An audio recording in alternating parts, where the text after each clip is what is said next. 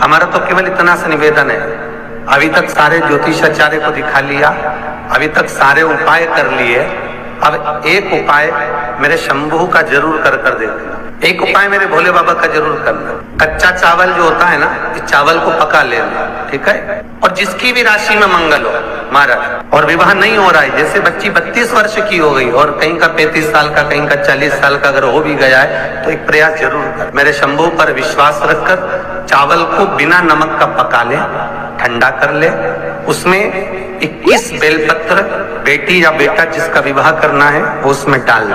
उस चावल को ठंडा कर बेलपत्र डालकर 5 शमी पत्र उसमें डाल दे, नाम और गोत्र, और उस चावल को ले जाकर किसी भी शंकर के मंदिर में शिवलिंग का श्रृंगार उस चावल से और बेलपत्री और शमी पत्र से कर दो। 7 लोटा पानी 7 भावर के लिए और अच्छे वर, अच्छा घर, अच्छी धर्म पत्नी, अच्छा पति प्राप्त करने के 7 लोटा पानी चढ़ा दो, अपनी कामना कर पूजन कर चावल को वापस निकाल लो। शाम के समय प्रदोष के समय पर उस चावल का विसर्जन कर दो किसी भी नदी में। 3 से 3.5 महीने लगेंगे जी, मंगल विवाह पक्का हो जाएगा। ना अंगूठी पिनाना है, ना नख पिनाना है, केवल शिव पर विश्वास। शिव महापुराण में कोई ऐसा उपाय नहीं लिखा वेद व्यास जी ने जिस उपाय में धन लगता। पूरी कथा पूरी निकाल कर सुनिएगा, जब से कथा बाच रहे हैं लगभग 20-22 साल में, आप पूरी कथा कोई सी भी निकाल कर देखिए, यूट्यूब पर सब कथा डली हुई है। कभी कोई उपाय वेद व्यास जी ने ऐसा वर्णन नहीं करा जिसमें तुम्हारा 50,000, 25,000, 10,000, 20,000, 5,000, 2,000, 10,000 कहीं खर्च हो। बस केवल एक खर्चा जरूर है, वो तुम्हारे मन का खर्चा है, और इस चित्त वृत्ति को शंकर में लगाना है, विश्वास रखकर शिव का अनुमोदन करना, भगवान शिव का स्मरण करना। मेरा निवेदन रहे महाराज, जिन बच्चों के नयन कमजोर हों और जो शिवरात्रि तक भी शहद का इंतजाम ना करते हों, बच्चों के नयन कमजोर हो गए हों, चश्मा चढ़ रहा हो, चश्मा लग रहा हो, उन बच्चों के लिए भी भैरव मंदिर में तेल का दिया लगाकर उसकी काजल बनाकर काल भैरव का स्मरण कर उसमें घी मिलाकर भैरव बाबा के नयन बिंदु को लगाकर वही काजल बच्चों की आंख में लगाना प्रारंभ कर दीजिए। नेत्र की रोशनी अपने आप बढ़ना प्रारंभ, काल भैरव का स्मरण। और डॉक्टर को जांच जरूर कराना हो, कहीं सीवर वाला हमारा झूठ तो नहीं बोल रही, इसलिए जाना जरूर चाहिए। एक बार जाके एक बार जांच जरूर कराओ कि भाई यहाँ के लिए बहुत कुछ करा, परिवार के लिए, कुटुंब के लिए, सबके लिए बहुत कुछ करा, पर आपको यश नहीं मिल रहा। तो बेलपत्री के पेड़ के नीचे हल्दी का शिवलिंग का निर्माण करो, हल्दी पिसी हुई हल्दी का शिवलिंग का निर्माण करो, उसका पूजन कर घी का दिया लगाकर भगवान शंकर की वही हल्दी का शिवलिंग का तिलक अपने हृदय पर,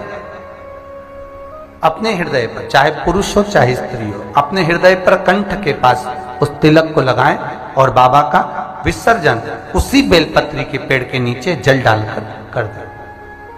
महाराज यश मिलना प्रारंभ हो जाता है।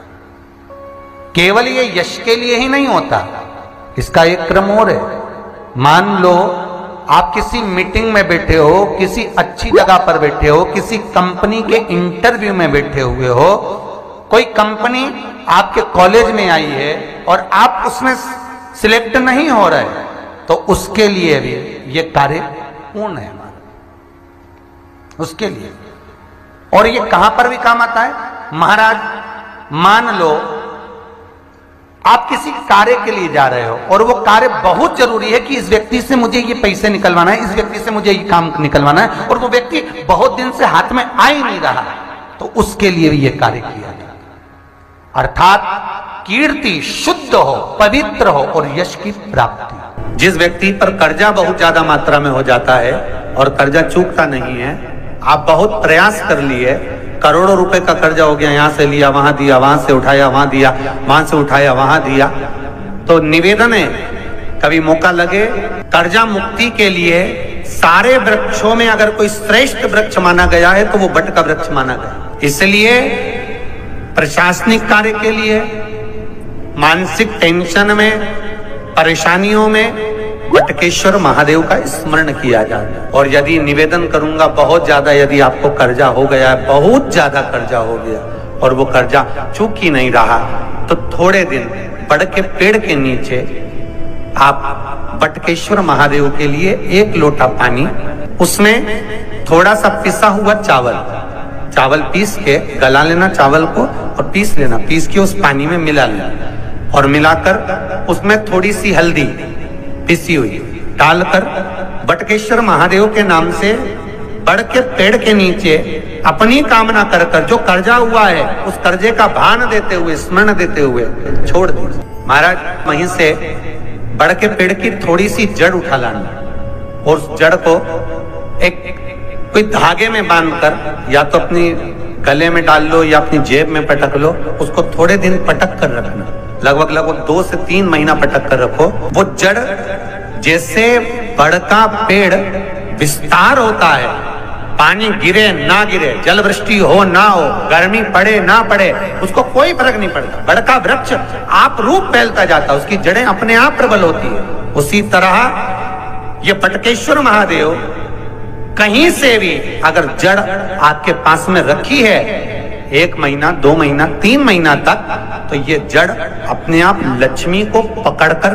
खींच कर लाती है और कर्जे से मुक्त कर देती है। बहुत सुंदर लिखा है महाराज। जिस व्यक्ति को ज्यादा क्रोध आता है, जो बच्चे ज्यादा चिड़चिड़ प्रवृत्ति करते हैं, क्रोध बहुत आता हो, कुछ सहन ही नहीं कर पाते, बोलने में भान नहीं रहता, कुछ भी कर देते हैं महाराज, उनके लिए स्कंद पुराण लिंग पुराण के अंतर्गत लिखा गया महाराज, जैसे 5 बेलपत्र की जो डंडी होती है, पीछे का भाग, ये जो भाग है पीछे का, 5 बेलपत्र की डंडियों को शंकर भगवान के दोनों चरणारविंद के, अर्थात जहां से जल बहता है अशोक सुंदरी का जो स्थान है उसके पीछे, मतलब जहां से जल गिर रहा हो बस आखिरी का सिरा, उस जगह पर इन 5 डंडियों को भगवान शिव के हाटकेश्वर महादेव का नाम लो। कौन से महादेव?